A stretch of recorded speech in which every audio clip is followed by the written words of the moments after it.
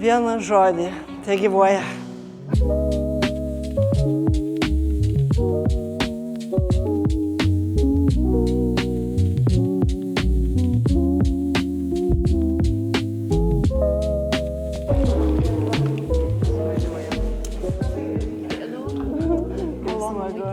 Pasirodo, mums yra duota kažkokią vieną manierą tapyti, kažkokiu būdu, kažkokį tą požiūrį turėti. Ar mums reikia greit pabaigti paveikslą vienu prisėdimu, ar mes galim mėnesiais tą patį tobulinti ir tobulinti. Tai pasirodo, žvaigždės mums taip nulėmė.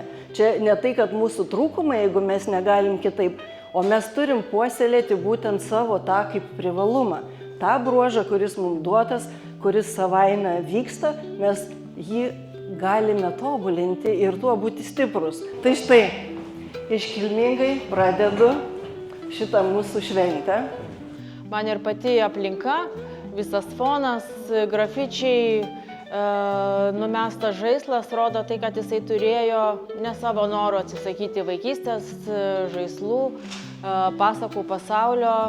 Ir visas veidas, ir rankų padėtis, visa tai, kaip jisai laiko instrumentą, žvilgsnis, basos kojos, man apie tai kalba. Jo vidus yra apie jo talentą. Man šitas yra, kad tas žmogus neša savo talentą ir kaip dovana kitiem ir tiesiog groja, nes jis kitaip negali. Jam reikia tą išreikšti. Išgyvenimo istorija, kai vaikas, bet jisai ne vaikiškam pasauliu turi kažkaip išbūti. Pavadinimas yra apsisprendimas ir iš tikrųjų negalėčiau paneigti nei vienos istorijos. Kūrė, viskas tik tai vibracijos, tos eina, dar nesimaterializavo. Tam reikia žinių, kad išanalizuoti, dailiai irgi mums reikia žinių, mes improvizuojam ir turim tokį kūrybinį procesą. Tai čia irgi lygiai kūrybinis procesas. Turim 4 net mergeles, tai yra žemės ženklą nepriklausomą, tokį oro, vandenį, taip, turim dar 3 vandenis. Turi tikrai to tokio miškumo, jaukumo, pastovumo. Labai daug skirtingų kūrinių, visokių stilių skirtingų, nuo tikroviškų iki modernių. Prieš 2 metus su Viktorija pradėjau tapyti. Dar norėčiau daugiau pasipildyti žiniom, bet labai šiaip patinka, gana stipriai jaučiuosi.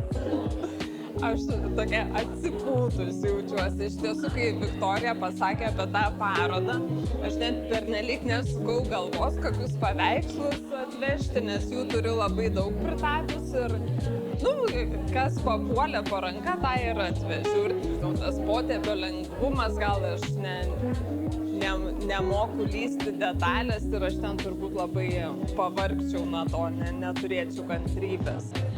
Dabar aš gal ilgiau krapštausi, bet dabar pas mane būna taip, kad aš vienu metu tapau kokius 4.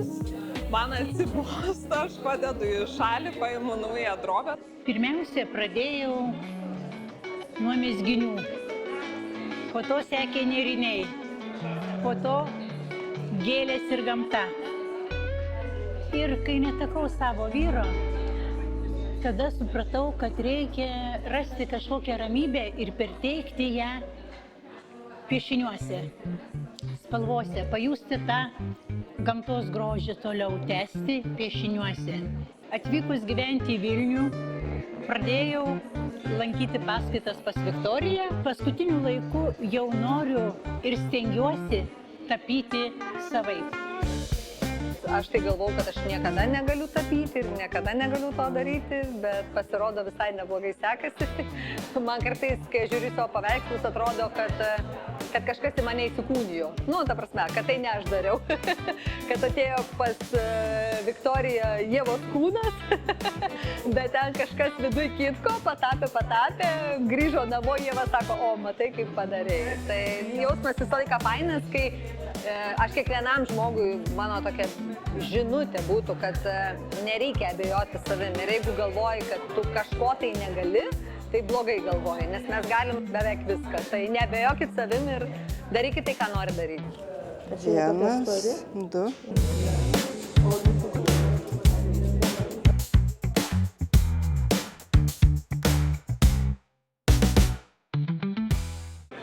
Ir labai džiaugiuosi, matosi pažanga didelė.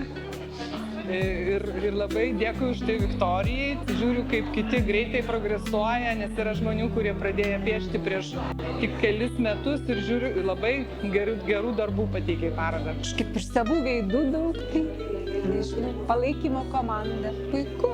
Tai man patinka, kad paveikslas būtų gyvas. Vat svarbiausia. Va tos gėlės 19 aš prisimenu, kai tada visos piešė, mes atsinešė kažkur iš mūsų vijūnų puokštę ir visos skirtingai nupiešė. Darbus rinko dėstytojai, bet man tai irgi, aš pritariau jos nuomonei, kad reikėtų parodai tokio džiugesio, ryškių spalvų, optimistiškų, geltonos, raudonos. Norėjau pažiūrėti, ką kiti gali ir tikrai visi kartu daug gali, ypač kai geras dėstytojas mokytojas Viktorija. Nuo tada, kai buvo užpatentuota momentinė fotografija, tapybos ir viso vaizduojamojo meno žmonės ieškojo kitų išraiškų. Pirmas darbas, įsivaizduoju, bus kažkas mažo, kažkas labai paprasto, taip stambiais potėpiais, šnai ir kažkas tai gausis, bet nežinau, matyt, savęs neparlaušiu, vis vien gyvenimas pastato į tą kelią, kuriuo turi eiti ir gaunasi štai toks rezultatas. Atėjo iš vaikystės. Mano darbus vyresniai įvertindavo, kad, oi, ten, kaip tikra, arba, ne kaip tikra. Ir man tada susiformavo, matom, iš vaikystės tos gerai yra tada, kai atrodo kaip tikra. Tai va, ir ko gero aš iki dabar einu su tuo neišmušamu kažkokiu vidiniu įsitikinimu, kur protų suvokia, kad tai ne. Kaip Viktorija sakė, kad fotografija yra, kuris sako, kas tikra. Bet man viduj tą ranką vedžiojasi kažkodėl taip, kad tas daiktas kažkodėl gaunasi, kaip tikras. Tai va. Mane tiesiog žavi šitą, kad jau lyg tai vyksta, bet tokia dar šarminga, kad tiesiog labai faina. Kad man būtų įdomu tapyti, būtinai turi būti kažkokia tai istorija. Viktorija duoda laiko subręsti idėjai, o paskui padeda ją užauginti iki istorijos. Tai ačiū.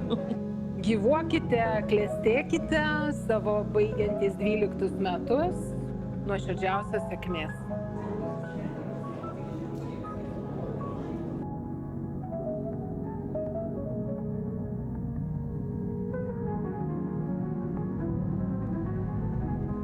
Kai mes tapom, tai mes turim unikalią galimybę atidėti protą į šalį.